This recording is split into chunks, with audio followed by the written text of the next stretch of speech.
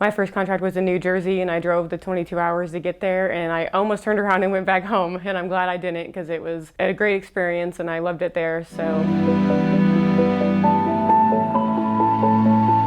I'm Haleigh Cave and I am a certified traveling surge tech for Atlas MedStaff. I have been traveling for 2 years. My next assignment is in Thermopolis, Wyoming at Hot Springs County Hospital.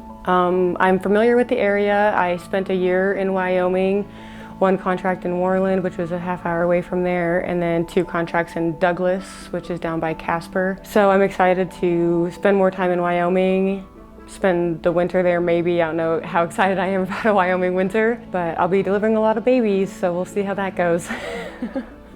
Why Atlas? I have been wanting to travel with Atlas for probably about a year now, but as a traveler it is hard to, there's companies that you want to work with, but sometimes there's places that you want to go and they don't always have the job that you need at the time, and so finally it worked out that they had the job where I needed it, and I've followed a lot of their stuff on Facebook, and the things that I see that they do for their travelers and stuff, I have really liked seeing what they do for their travelers, and so it made me want to work for them.